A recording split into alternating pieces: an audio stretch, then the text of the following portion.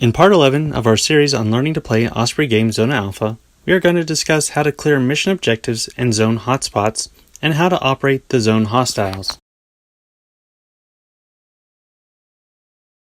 Now, the purpose of games of Zona Alpha is to collect salvage from mission objectives and hotspots. And this is the risk versus reward dilemma of the game, because these will grant you the salvage you need, but before you can collect that salvage, you have to deal with the zone hostiles that are going to pop out. Herds of savage dogs, mutants, bandits, rats, zombies, that sort of thing.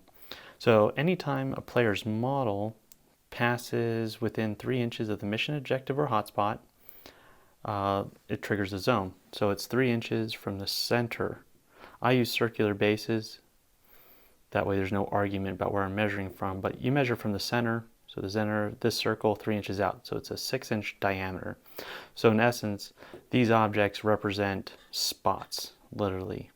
When we say a hotspot, literally it's a spot of area that when your model crosses in, it triggers the zone hostiles on the zone hostile table, which you'll find on page 41. Now, you can trigger these remotely.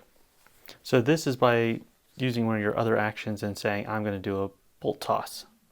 So in essence, instead of you crossing in there and then zombies popping out, what you can do is get close and throw an object into somewhere within that 6-inch diameter circle. And the way you do that is throwing the bolt or the screwdriver or your K-bar in there.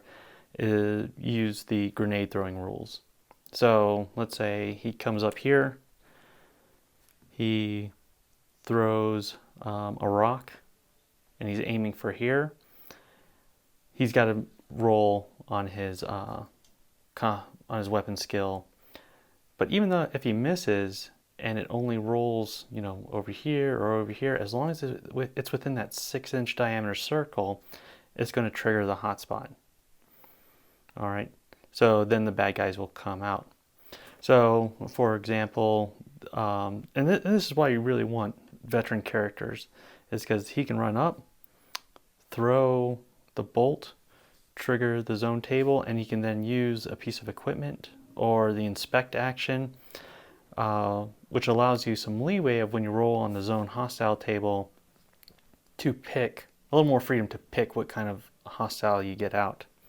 So for example, he runs up, throws a bolt, and let's say we get bandits. And our bandits pop up and they come here. Now what he's going to have to do is the team's going to have to come in and neutralize these bandits. All right, so that's clearing the objective or the hotspot. Then one member of the team has to come up and use and interact with the object. Let's say the scenario is he needs to collect data from here. So you'll roll a will test, maybe with a negative modifier, maybe not. But with the will test, if you pass that, you successfully have interacted with that object, and then you can roll on the salvage table and collect your reward and get out of there.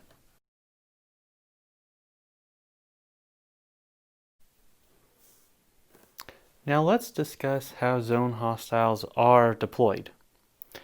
Now, in the previous section, we talked about these individuals coming up and activating this hotspot. Now, we said that the zone hostiles will be deployed, but the exact method of that deployment is you use the same rules as the indirect fire deviation found with grenades on page 27 of the rulebook. So what that means is we're going to take one D10, we're going to say this is activated, and we're going to roll the D10, and wherever that tip points,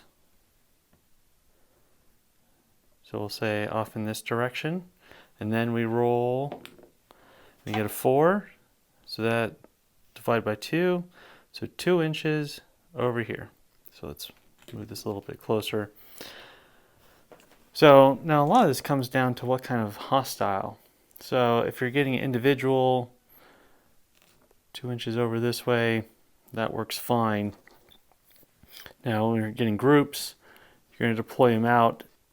You get a lot of freedom and saying how they deploy. There's some AI rules we'll mention later, but for example, if you get like zombies, whenever I deploy zombies, I just give them, pick one guy in the center, and I deploy the rest within 1 inch coherency out.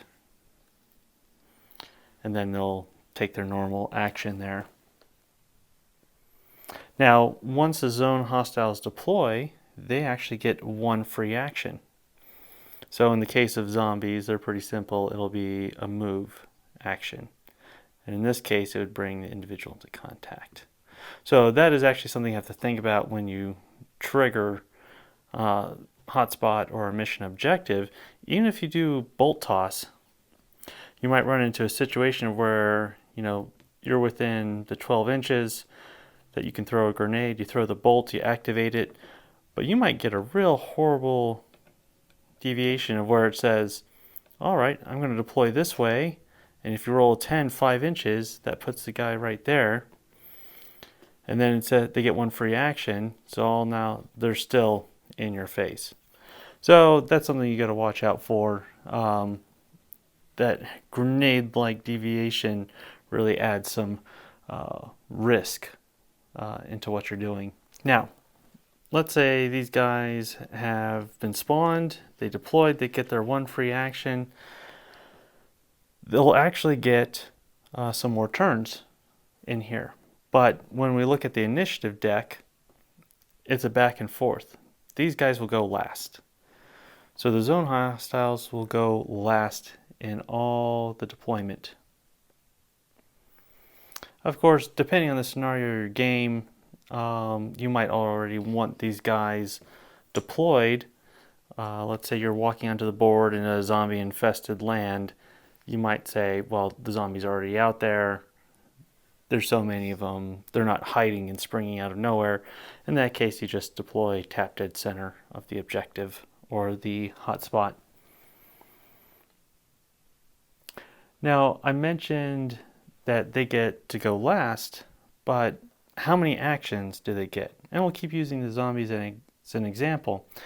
So the number of actions they get to go when it comes to their turn in the initiative cycle is actually tied to the threat level of the area. So if it's a threat level 1 scenario, they'll get 1. If it's threat level 2, they'll get 2 actions. And if it's threat level 3, these guys will get 3 actions. So you can actually see a scenario where your guy comes up here, he thinks he's safe, he throws a bolt, activates, the deviation says the zombies are going to deploy here, they come out, they'll get their 1 free action, which moves them in here. Now zombies are a unit, so they can't attack both guys, they have to pick one. We talked about that in the hostiles, squad cohesion, and targeting. So they'll pick one guy, go after him. But if this is a threat level 2 or 3 game, they could actually have it to where they maul this guy, kill him, then can turn and maul this guy. Now, in a careful reading of the rules, you can only do melee in base-to-base combat. So these zombies in the back wouldn't get a chance. Otherwise, the person would have to say, well, I've got to do a move action to get around. So that brings us to the point of who controls the zone hostiles when they get triggered. What happens is whoever triggers it, they don't get to control it. It's their opponent gets to control it. And while the zone hostiles have artificial intelligence rules, something that binds the opposing player, this does mean that the opposing player gets some advantage here if you trigger a hotspot. Now, there are 4 artificial intelligence rules and rules you've got to follow when controlling. So the first one is the zone hostiles can't range further than 12 inches from here.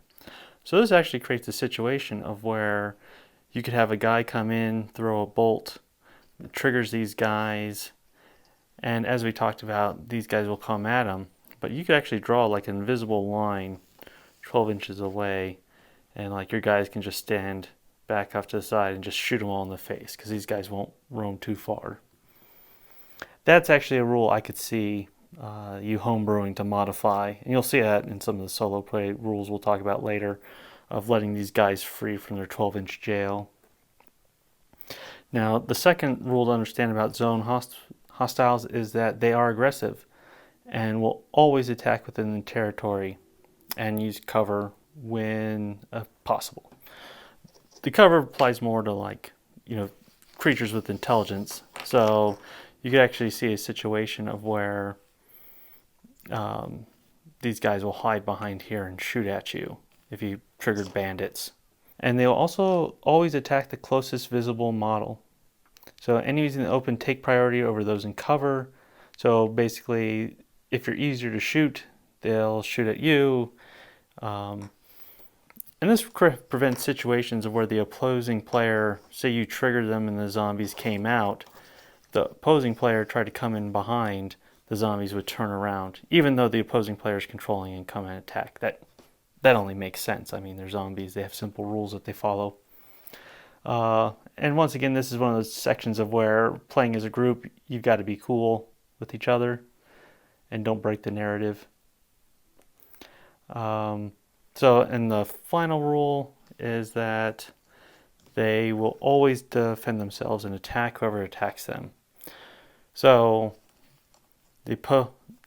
where I see this really coming up is if the opposing player controls the zombies and sends them after the bad guys, and the opposing player decides that he wants to get up there and like shoot the zombie, do something to the zombies. He can't just say, well, the zombies aren't paying attention to me. If you come up and start like trying to stab the zombies, they'll turn around and attack back. So I think this is a good time to bring up that as you get used to playing games of Zona Alpha, just remember it's your game. You can modify it as you want.